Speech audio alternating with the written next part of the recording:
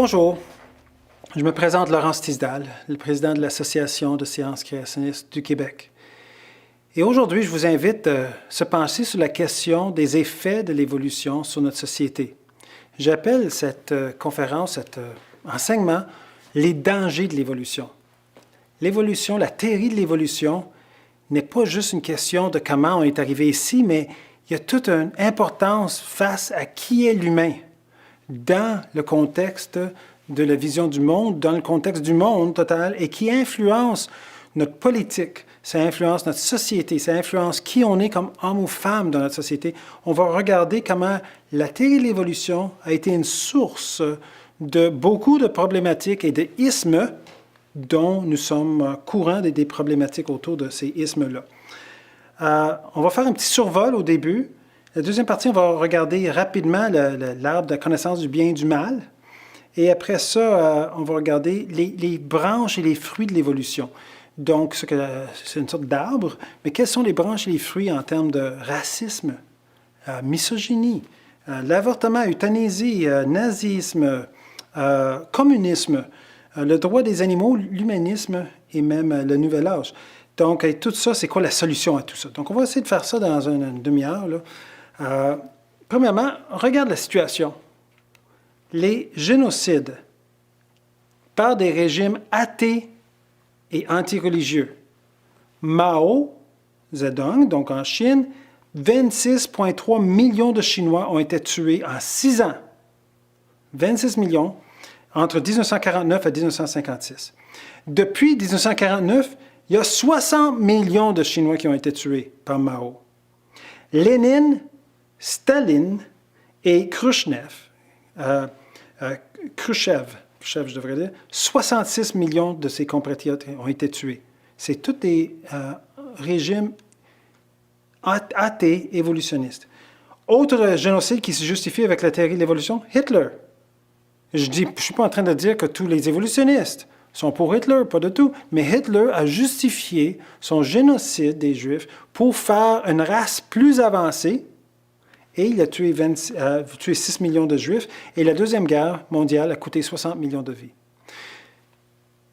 Il n'y a pas longtemps, j'étais sur Russia TV, en train de faire un débat dans les studios. J'étais dans les studios de Radio-Canada à Québec. Et moi, je représentais le côté chrétien, et il y avait un athée et il y avait un agnostique qui étaient en 3 villes différentes. Et on discutait, est-ce que l'athéisme est la nouvelle religion? L'athée dit, non, ce n'est pas une religion, c'est une façon de voir les choses, tout ça. Il dit, là, l'athée a dit, c'est les chrétiens qui sont le problème, c'est les autres, c'est la religion qui cause toutes les guerres. Puis c'est là que j'ai tourné, attends, oui, c'est vrai qu'il y a eu les croisades. Oui, c'est vrai qu'il y a la religion, les religions, quand ça concerne l'islamique, il y a eu certaines guerres, chrétiens, il y a eu certaines guerres, mais ils sont, en général, très peu nombreux en termes de les mortalités comparées à qu'est-ce que, dans les dernières centenaires, qu'est-ce que les régimes athées évolutionnistes ont fait. Et on vient de voir que des centaines de millions de personnes ont été tuées quand on enlève la croyance de comment on contrôle les gens. Donc, on peut voir que c'est vraiment un problème. Il faut se demander pourquoi les aboriginaux australiens étaient traités comme des bêtes, chassés et tués dans les années 1980. Il y a même eu un film qui a été fait sur, je pense c'est Digby, qui était engagé pour tuer comme des bêtes. Ils chassaient des humains. Pourquoi? Parce qu'ils croyaient que ce n'étaient pas des humains. C'était des humains, des pré-humains. Pourquoi un jeune homme qui s'appelle Kip Kimdo a-t-il tué ses parents et des étudiants de son école? Et là, on a beaucoup récemment de cette situation-là. Kip a dit ceci, « S'il y avait un Dieu, il ne me laissera pas sentir comme je me sens. Il n'y a pas de Dieu, il y a seulement de la haine. » Oh! Le 21 mai 1998, Kip Kendo, qui avait 15 ans, a fait éruption à son école, un fusil automatique à la main. Il a tué 2 étudiants et blessé 26 autres. On a découvert par la suite qu'il avait tué ses parents et il a tenté de tuer le détective qui était responsable pour l'enquête. On peut tourner en Allemagne. En 2002, pourquoi est-ce que Robert Steinhauser, un ex-étudiant, a attaqué les élèves de son ancienne école? Nous lisons dans le Executive Intelligence Review, le massacre scolaire à Erfurt, le 26 avril, suscita un réveil brutal au peuple allemand concernant la crise dans l'éducation et la perte de la valeur humaine dans la société d'aujourd'hui. 17 élèves tués, 7 élèves blessés.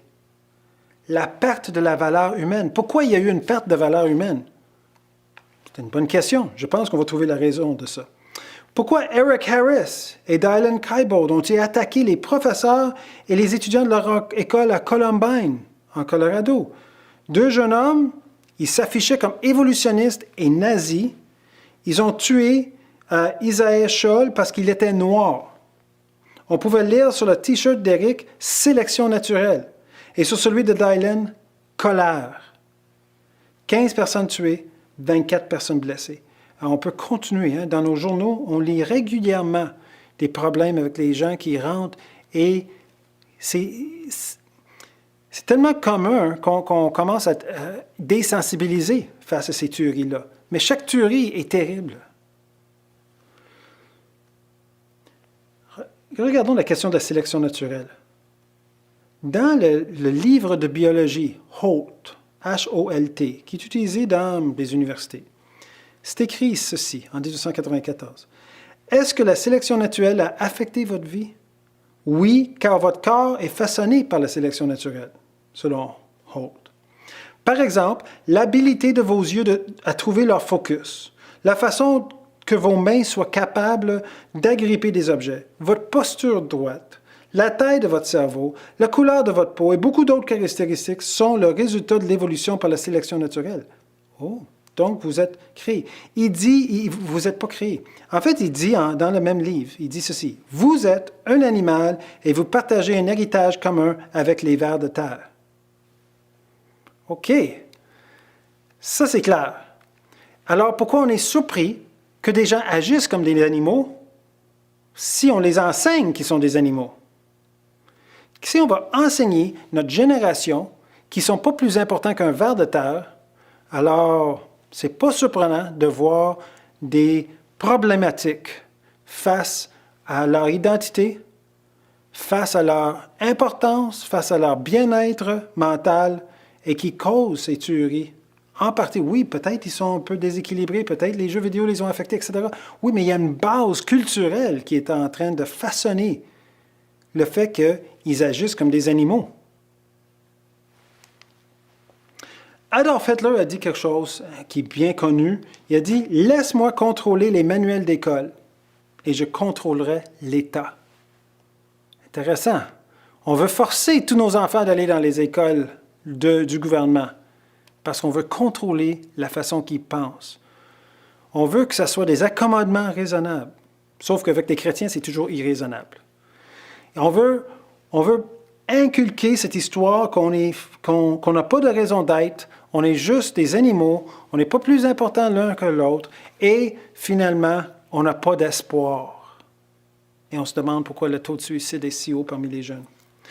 Platon, 427 années avant Jésus-Christ, donc ça fait bien longtemps, il dit ceci, « Ce sont des temps étranges dans lesquels nous vivons. » Oh là là, réfléchissons, on est à 420 années avant Jésus-Christ. Okay? Ce sont des temps étranges dans lesquels nous vivons. Lorsqu'on enseigne aux vieux et aux jeunes des mensonges à l'école. Et que la personne qui ose dire la vérité est appelée soit un lunatique ou un fou. Il y a beaucoup de scientifiques qui diraient que moi je suis fou de croire à l'évolution, que mes collègues créationnistes, ils ont perdu, ils ne comprennent pas, même s'ils ont des doctorats, ils ne sont pas qualifiés, on devrait enlever leur diplôme. Et il y a même 400 personnes qui ont été documentées avoir perdu leur emploi ou leur diplôme juste parce qu'ils ne croient pas à l'évolution. C'est comme la mythe qu'il faut croire pour être engagé dans les sciences. Et c'est exactement ce que Platon disait. Il y a un problème. Il dit, on enseigne des mensonges à l'école, mais si on ne croit pas aux mensonges, on est un lunatique ou on est fou. Voici quelques exemples des personnes qui ont perdu leurs emplois ou leur diplôme parce qu'ils ont questionné l'évolution. Kevin Haley, professeur secondaire, l'école secondaire Oregon, mise à pied pour avoir exposé les erreurs dans le manuel d'école touchant à l'évolution. Dr. William Dembski, qui est un professeur universitaire à Baylor présentement, mis à pied pour avoir promu les concepts du dessin intelligent. Forrest Mims, le troisième, lui, ça fait longtemps cette histoire-là, mais lui, il était un journaliste de National Geographic, Science Digest, American Journal of Physics et 70 autres journaux et revues. Donc, très documenté, une personne d'importance. Il n'a plus le droit de publier les articles dans Scientific American pour une raison. C'est un créationniste. Et soudainement, ils ont découvert qu'il était pas autant créationniste qu'un dessin intelligent, mais ils ont découvert ça, puis toutes les portes se sont fermées, malgré son pedigree. Dean Kenyon, doctorat en Californie, professeur universitaire, mis à pied car il doutait de l'évolution, malgré avoir écrit des livres en faveur de la théorie de l'évolution. C'est dangereux d'aller à l'encontre du mythe d'origine de l'évolution qui est enseigné dans nos écoles. Il y a 4 questions que les origines répondent et 2 façons d'y répondre. Qui suis-je? D'où est-ce que je viens? Pourquoi je suis ici? Et où est-ce que je m'en vais après la mort? On est en train de parler de notre valeur ou importance. On est en train de parler de nos origines, de notre raison d'être et de notre destinée. Tout ça, c'est relié à la question de l'évolution et la création. Et les réponses à ces questions-là sont très différentes face à une idée évolutionniste et athée. Dans l'évolution, notre ancêtre, c'est une bactérie. Dans la création, on est fait à l'image de Dieu. Dans l'évolution, c'est la sélection naturelle et la mutagenèse qui nous produit naturellement, par hasard, mais naturellement. Dans la création, c'est Dieu qui nous a créés à partir de rien, par sa sagesse et sa science. Dans l'évolution, on a beaucoup de temps. Dans la création, peu de temps. Dans l'évolution, l'homme est toujours en progression, pendant que dans la création, on dit l'homme est en régression. Dans l'évolution, vous êtes égal à des animaux, ou même juste des vers de terre. Dans la création, on domine sur les animaux. On a une responsabilité face à la création. Dans l'évolution, il n'y a pas de moralité explicite. Dans la création, la moralité est établie par le Créateur.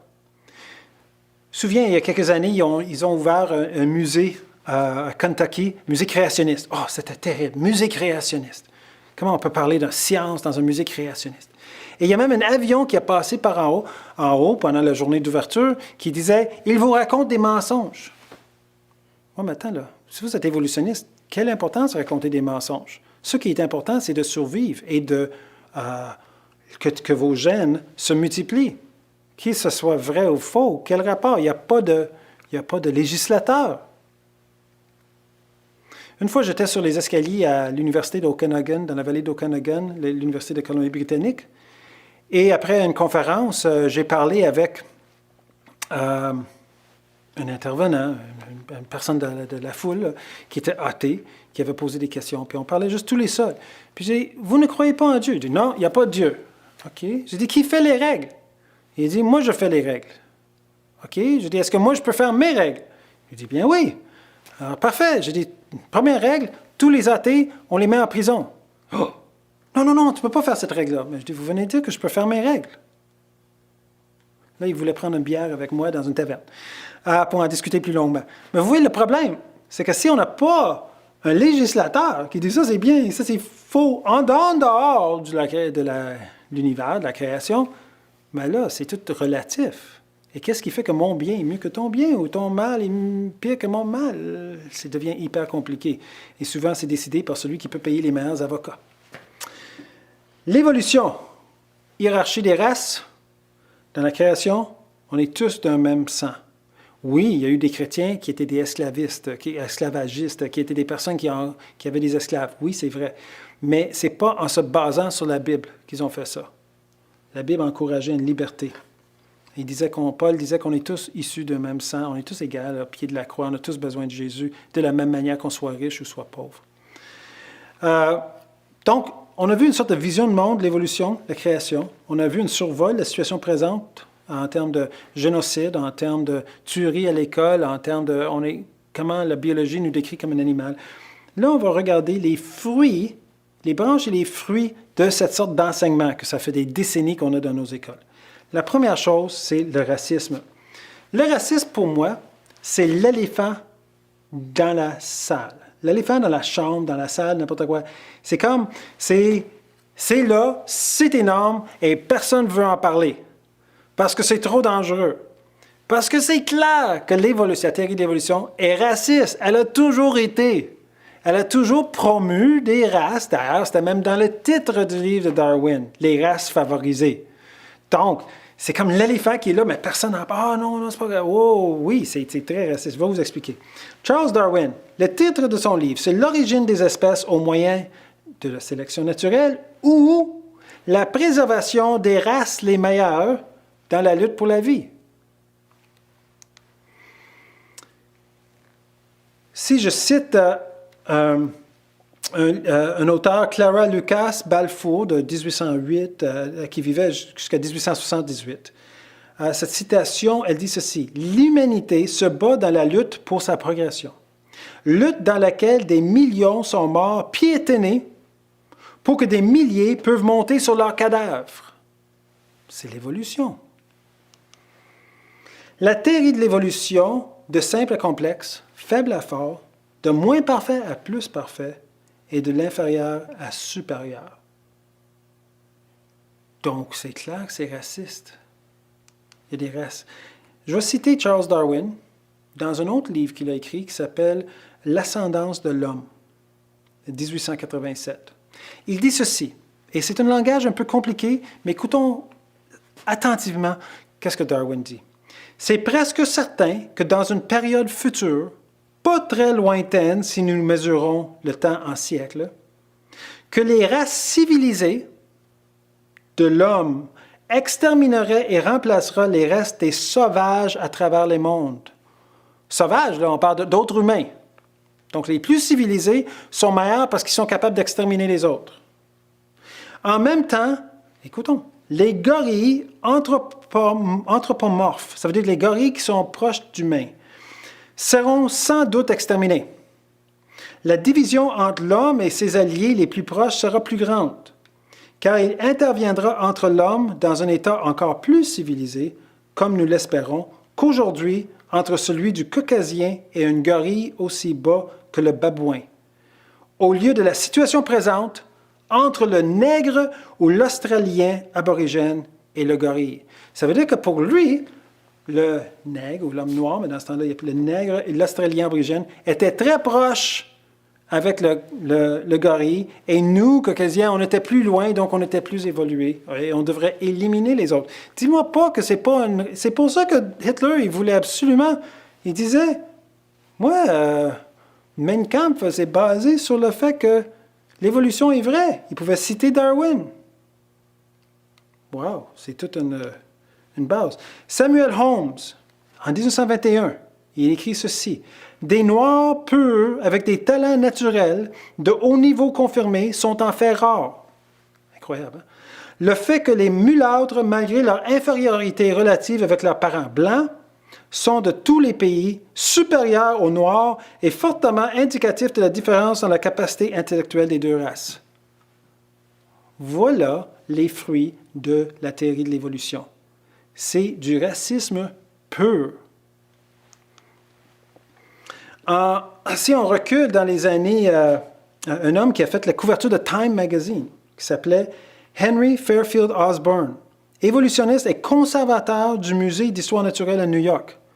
Pas gars de la rue, là, c'était une personne diplômée. On ne met pas ces personnes qui ne sont pas éduquées, qui ne sont pas établies scientifiquement en charge du musée d'histoire de New York, qui est un très, très important comme musée. Le niveau d'intelligence du nègre adulte moyen est similaire à celui d'un jeune Homo sapiens âgé de 11 ans. J'espère que vous commencez à être convaincu que la théorie de l'évolution était évolutionniste. Même Stephen Gould de Harvard il a dit ceci. Les arguments biologiques en faveur du racisme pouvaient être communs avant 1850. Il y en avait quand même qui utilisaient avant. Mais ils se sont accrus de plusieurs ordres de grandeur après l'acceptation de la théorie évolutionniste. Et c'est un évolutionniste qui le dit, évolutionniste moderne, en 1977. Après la théorie de l'évolution, la défense du racisme a explosé, basée sur le fait qu'on allait vaincre des civilisations mineures. Adolf Hitler, il a dit ceci: une race supérieure asservit une race inférieure. Un droit que l'on observe dans la nature et qui peut être considéré comme le seul droit acceptable. C'est ça qui arrive quand on enlève le créateur de la création. Sir Arthur Keith, un anthropologue de 1947, il dit ceci dans son livre Évolution et éthique. Et ça devait être important.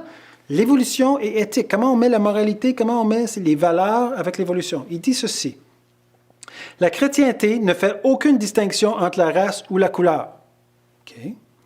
Elle cherche à briser toutes les barrières des races. C'est vrai. Dans ce domaine, la chrétienté agit contre la nature, car les races humaines ne sont-elles pas la récolte évolutionniste à laquelle la nature a travaillé si ardument à produire durant de longs âges? Wow! C'est des grands, c'est des sommités. Sir Arthur King, Sir, il a été fait chevalier par la reine. Ceci a amené, pas juste au niveau des animaux, qu'on est raciste, qu'on est proche des animaux, singes, hommes, tout ça, mais ça amène une situation de misogynie, où la femme est considérée moins évoluée que l'homme. Charles Darwin a dit ceci: certains traits des femmes sont caractéristiques des races inférieures, et elles sont donc issues d'un passé et d'un état de civilisation inférieur. Je ne sais pas comment il a fait pour évoluer l'homme séparé de la femme, là. La moyenne de puissance mentale chez l'homme doit être au-dessus de celle des femmes. C'est assez clair. Il était marié, il a marié sa cousine. J'espère que c'était un mariage heureux. Son cousin, Gustave Le Bon, c'est pas son cousin, mais c'est quelqu'un qui est son contemporain, je devrais dire. Gustave Le Bon a dit ceci. Il parle des races les plus intelligentes, sont un grand nombre de femmes dont les cerveaux sont plus rapprochés de taille de ceux des gorilles et que de ceux des cerveaux mâles les plus développés. Cette infériorité, donc il dit que les femmes, ils ont des cerveaux plus petits, mais ils ont des têtes plus petites, là, en taille. Donc, pour lui, c'est plus proche des gorilles. Il dit, cette infériorité est si évidente que nul ne peut la contester pour un moment. Son degré seul vaut la peine d'être discuté. Les femmes représentent les formes les plus inférieures de l'évolution humaine et sont plus près des enfants et des sauvages de l'homme adulte et civilisé. Il existe sans aucun doute quelques femmes distinguées, très supérieures à l'homme moyen, mais elles sont aussi exceptionnelles que la naissance d'une monstruosité, par exemple d'un gorille à 2 têtes. Par conséquent, nous pouvons les ignorer entièrement. Gustave Le Bon. Ça, c'était basé parce qu'il mesurait la tête et le cerveau, la phrénologie, pour discuter de quelle était l'intelligence de l'homme. Charles Darwin a aussi dit ceci dans un article qui s'appelle « La filiation de l'homme et la sélection liée au sexe ». L'homme se développe à partir d'un ovule d'environ 125e de pouce de diamètre, qui ne diffère en aucun égard des ovules des autres animaux. Donc là, on parle de la misogynie, où la femme n'est pas respectée dans l'évolution, est inférieure, et là, on va questionner l'évolution au niveau du fœtus. Et en fait, on va voir l'origine de l'avortement, les justifications pour l'avortement. Tu vois, il dit, l'embryon lui-même, en période très précoce, ne peut guère être distingué de celui des autres membres du règne des vertébrés. Au cours de cette période, les fentes sur les côtés du cou demeurent marquant leur ancienne position. Il est en train de dire qu'un fœtus n'est pas humain au début, mais il va être comme un poisson, il va être comme un grenouille, il va être comme un cochon, éventuellement il va être un humain. Et c'est la justification de quand on peut tuer, avorter, sans être accusé de meurtre. Vous voyez, c'est un peu étrange dans notre code judiciaire. Si on tue une femme enceinte, on peut être poursuivi pour 2 meurtres. Mais si la femme tue l'enfant, avorté, mais là, ce n'est pas un meurtre, c'est juste respecter son droit. Étrange, hein? Cet mouvement d'avortement, de justification de changement de fœtus, si vous voulez, c'était par rapport à des recherches faites par Ernst Haeckel. Puis Ernst Haeckel, qui est en Allemagne, a en fait une fraude. Il a écrit, et ça a été reconnu comme une fraude en 1937, mais il a écrit, il dit que l'ontogénie récapitule la phylogénie. Ça veut dire que les différentes formes des fœtus vont récapituler l'évolution. Et vous pouvez voir sur l'écran, vous pouvez voir sur le diapo, que ce n'est pas le cas. Que la partie en haut, c'est qu'est-ce qu'il a mis, mais en fait, c'est juste des copies-collées qu'il a mis. C'est même pas des morceaux différents. Copies-collées, et en bas, c'est la réalité. Il n'y a aucune ressemblance de tout. Donc, c'est une fraude.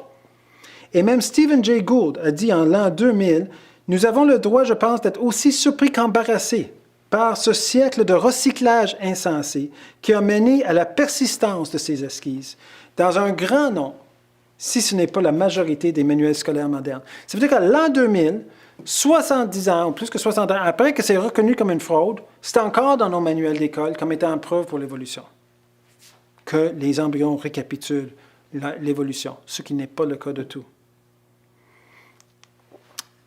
Donc, c'est devenu la force derrière le mouvement avortement. Quatrième chose, on va parler de l'euthanasie. L'euthanasie, c'est quelque chose qu'on parle ce jour en termes de, surtout ces personnes qui veulent se tuer eux-mêmes ou que leur statut de vie n'est pas correct, puis des personnes plus âgées. Donc, le plus que je suis âgé, le moins que je veux de l'euthanasie. Mais, c'est ma fin. Mais voilà, Galton, Francis Galton, qui était le cousin de Darwin, a écrit sur l'eugénique, donc sur l'euthanasie. Il a dit ceci: « La pensée des eugénismes modernes n'a paru qu'au 19e siècle. L'émergence d'un intérêt pour les eugénistes pendant ce siècle a plusieurs sources. La plus importante est la théorie de l'évolution, car les idées de Francis Galton sur les eugénismes, il est l'auteur du terme eugénisme, étaient des rejetons logiques liés directement à la doctrine scientifique élaborée par son cousin, Charles Darwin. Donc lui, il a pris la théorie de l'évolution et il a dit que c'est normal. Cette idée-là d'éliminer qu'est-ce qui était plus utile à la vie, plus reproductif, plus utile. Bon, même le président des États-Unis, Theodore Roosevelt, a dit ceci: « Je désire beaucoup qu'on puisse arrêter les mauvaises personnes de se reproduire. Les criminels devraient être stérilisés et des personnes avec une pensée faible se voir interdire d'avoir des enfants. »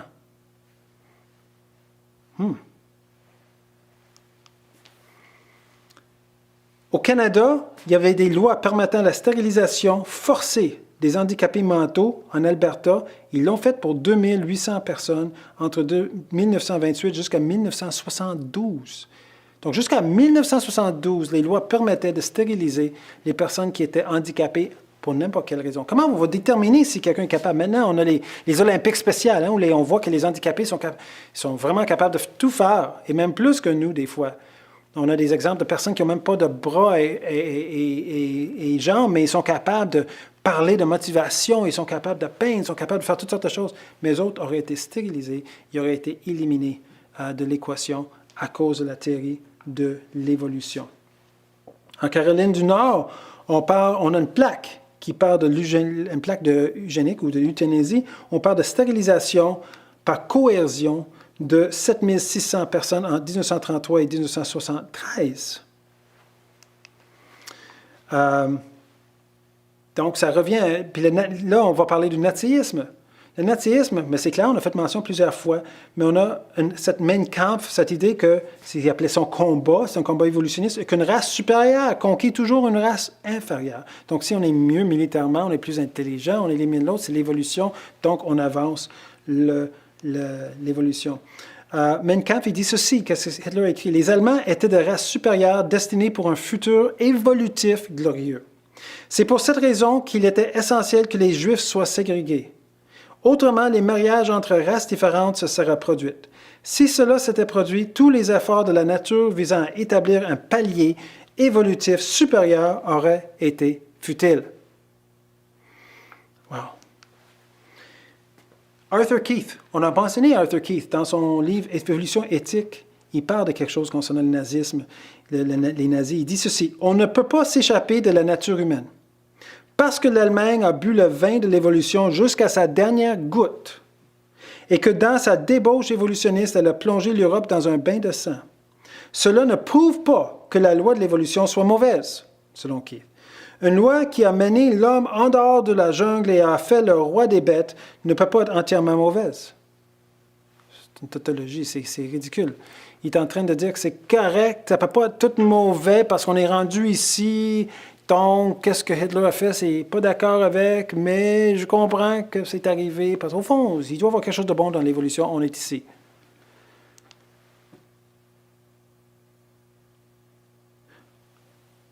En vertu de la loi, d'une loi votée en 1933, 350 000 personnes souffrant des troubles mentaux, 3 000 gitans et des centaines d'enfants noirs ont été stérilisés par des méthodes telles que la castration, les rayons X, l'injection et des décharges électriques sur les parties génitales.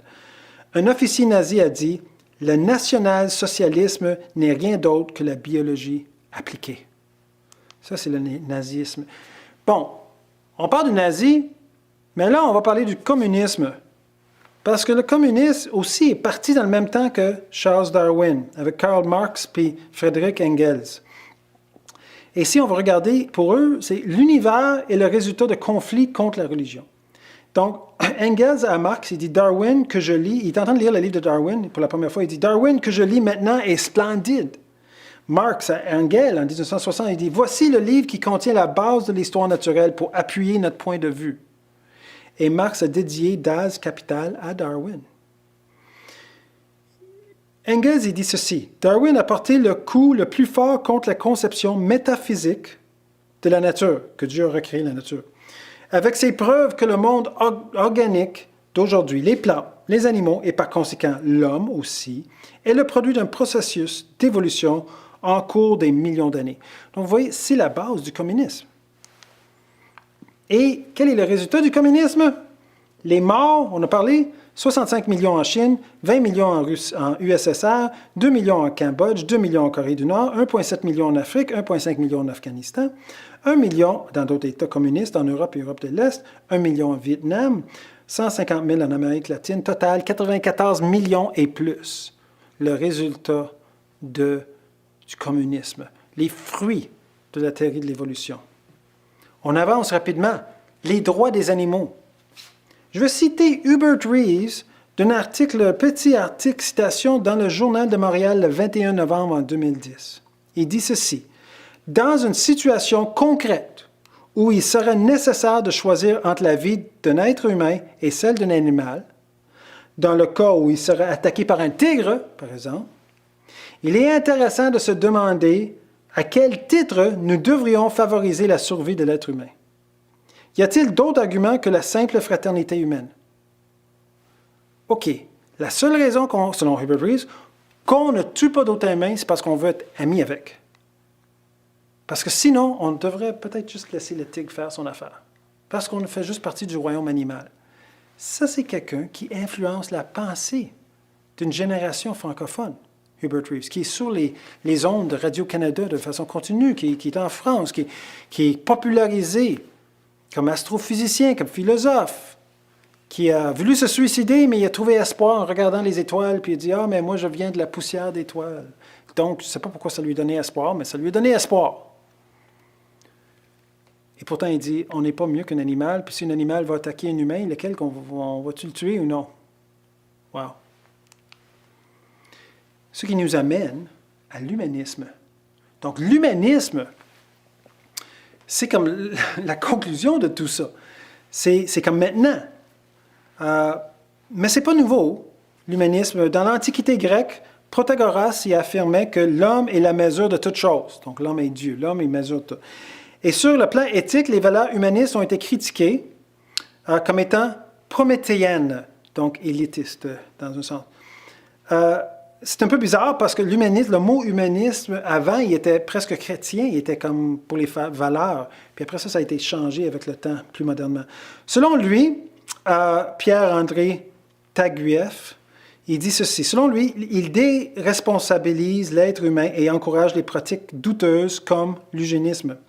Plus généralement, une certaine conception de l'humanisme peut amener à voir l'homme comme un être suprême, ayant le droit et même le devoir de s'approprier de la nature et d'en faire une exploitation sans limite. Donc, c'est comme tu as les deux côtés. Tu as ceux qui sont humanistes et on fait juste partie des animaux, mais tu as ceux qui sont humanistes où l'homme devient comme Dieu. L'homme devient celui qui tout asservit l'homme, si vous voulez. C'est intéressant qu'il y a des grandes familles d'une certaine valeur financière qui voudraient forcer, j'ai une photo ici là, des Nations Unies, ils voudraient forcer des avortements et des stérilisations pour que chaque couple ait juste un enfant pour une période de 100 ans.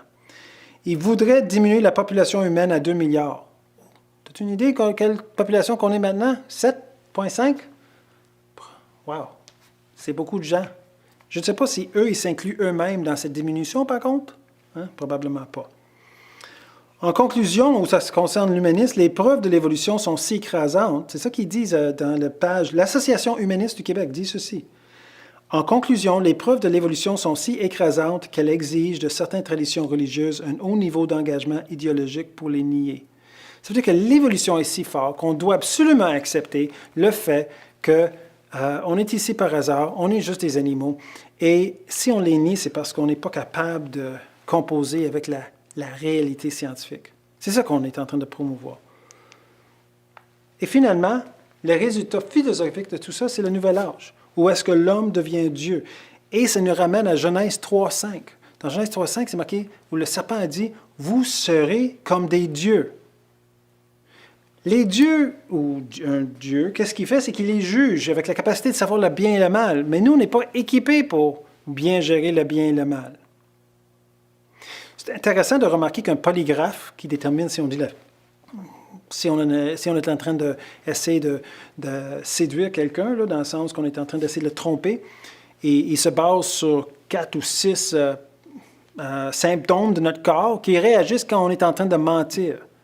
Ça veut dire qu'on a été créé pour dire la vérité et que c'est anormal de dire des mensonges parce que notre corps réagit physiologiquement quand on dit quelque chose qui est faux.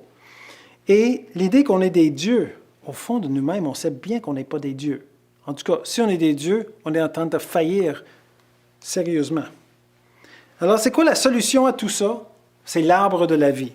Dans le jardin d'Éden, il y avait 2 arbres. L'arbre de la connaissance du bien et du mal, que Adam et Ève ont mangé le fruit et ils ont été mis en dehors du jardin et la création a été donnée temporairement à Satan. Et la souffrance et le mal est rentré dans le monde. Okay? Mais il y avait un autre arbre dans le jardin. Et la raison que Adam et Ève ont été mis en dehors du jardin, c'est pour pas qu'ils aient accès à l'arbre de vie. Et on a parlé beaucoup de mort, parce que l'évolution produit beaucoup de mort. Mais la création produit de la vie. Je vais citer quelques versets. 1 Corinthiens 15, 21. Puisque la mort est venue par un homme, c'est aussi par un homme qu'est venue la résurrection des morts. Et comme tous meurent en Adam, de même aussi tous revivront en Christ. L'apôtre Paul est en train de dire qu'il y a eu un vrai Adam. Et il est la source de cette malédiction qui est sur l'humanité, ce que Jean appelle le péché du monde.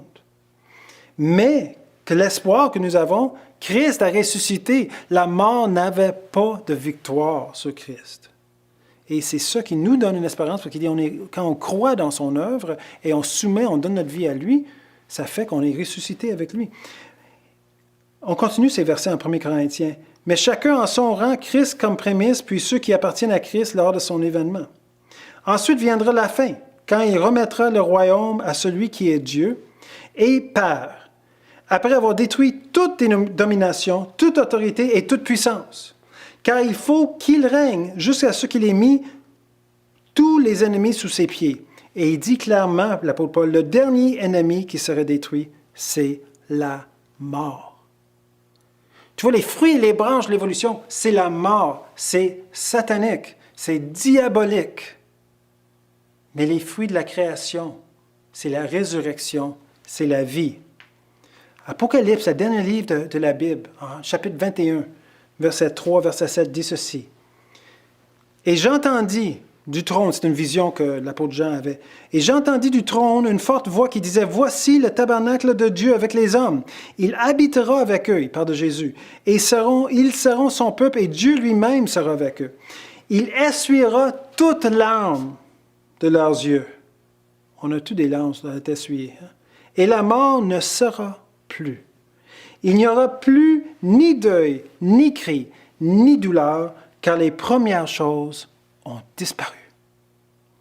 Et celui qui était assis sur le trône dit, « Voici, je fais toutes choses nouvelles. » Et il dit, « Écris, car ces paroles sont certaines et véritables. » Et il me dit, « C'est fait. » Et c'est Jésus qui parle. « Je suis l'alpha et l'oméga, le commencement et la fin.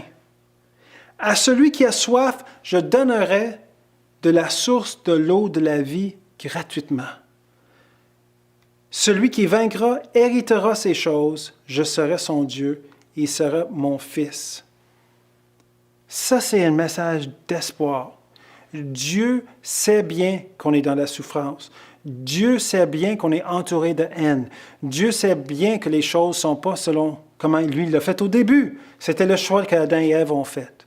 Et le résultat, c'est le mal, c'est la mort, c'est des théories de l'évolution qui vont produire tous ces ismes qui sont néfastes sur l'humanité. Mais si on tourne au Dieu créateur, si on tourne à Jésus et on donne notre vie à lui, là, il y a de l'espoir. Parce qu'il dit, « Je vais vous donner la vie. » Jésus dit, « Je suis la porte. Personne ne vient au Père que par moi. » Fais le choix aujourd'hui de te donner ta vie à Jésus. Et dis, « Jésus, j'ai besoin de toi. Je demande pardon pour mes péchés. Je te soumets ma vie et je demande que tu transformes mon cœur parce que je veux goûter l'arbre de la vie. Je veux goûter de cet amour inconditionnel. » Et remercie-le parce qu'il va transformer votre vie. Merci pour cette occasion qu'on a pu parler des dangers de la théorie de l'évolution. Merci à Théovox pour m'avoir permis de partager ce petit enseignement. Et j'espère que ça vous a été utile. Si vous avez des questions, vous pouvez toujours demander sur notre site web créationniste.com ou sur Facebook, ASCQ, l'Association de sciences créationnistes du Québec. Je vous invite à nous écrire. Ça nous ferait plaisir de vous répondre. Bonne journée.